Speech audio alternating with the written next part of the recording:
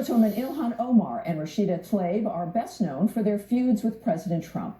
But now they're in a fight with the nation of Israel as well. Yesterday, after some encouragement from President Trump, Prime Minister Benjamin Netanyahu banned Omar and Tlaib from visiting the country due to their support of anti-Israel boycott efforts. Then, Israel's Interior Minister said Tlaib could still visit for humanitarian reasons to see her grandmother in the West Bank. Tlaib's response? No thanks. Apparently, her dislike of Israel outweighs her love of her grandmother.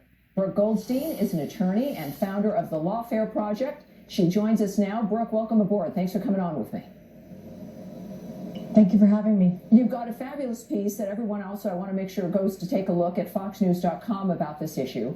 But what we see unfolding here seems to be pretty typical. You lay out in your article about why Israel did the right thing, why it was important.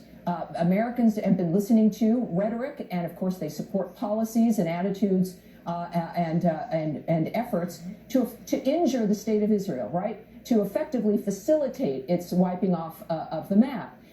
Is this, of course, the thing any normal nation would do when dealing with individuals who advocate this kind of talk? Some are saying, of course, that they have a right to be there, or certainly as U.S. Congress members.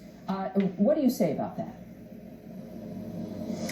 Well, I think before the nation engages in these type of political hysterics, we should all sit back and look at the facts. Number one, these are congresswomen whose trip was paid for by a group that spreads so much anti-Semitic Jew hatred. They actually posted not only neo-Nazi articles, but they spread the blood libel that Jews kill Christian babies to bake their matzah. Number two, it was reported that the congresswomen were set to meet an organization with connections to PFLP, the Popular Front for the Liberation of Palestine, which is a designated terrorist group. That in and of itself is enough to deny them entry on national security grounds. But what I think Americans should be especially concerned with is the fact that you have U.S. members of Congress who are cooperating with foreign entities, including the PLO, and the Arab League, not only to boycott a U.S. ally, but to facilitate unlawful discrimination against Jewish persons. What Rashida Tlaib and Ilhan Omar advocate is for a Jew ban, a ban on doing business with Jews who live in Judea and Samaria. Yeah, now they actually had an opportunity, didn't they, just a few weeks ago, to go with the Democratic caucus, actually, which was going to Israel. And they declined. It's interesting because they do seem to get a lot of individual attention when it comes to their attitudes. I think if they were with the caucus, it maybe would have been a little more difficult to engage in rhetoric or to meet people who are not certainly sympathetic to Israel and hostile to Israel if they were with the entire Democratic caucus at that point. So they declined that, isn't that right? And then decided that they were going to go on their own. Right. Right. They wanted to go on a propaganda tour. This was not a fact-finding mission. There were no meetings set with Israeli officials or Palestinian officials.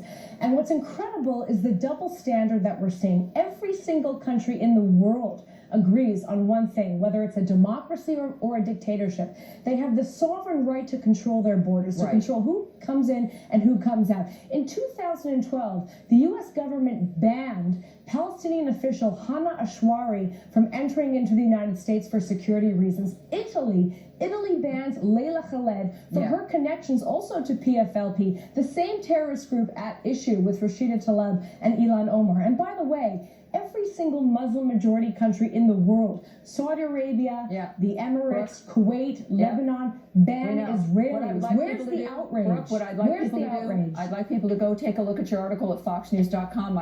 Thank you so much for joining me today. They did do the right thing, and I appreciate you explaining that for all of us here also tonight. Thank you very much.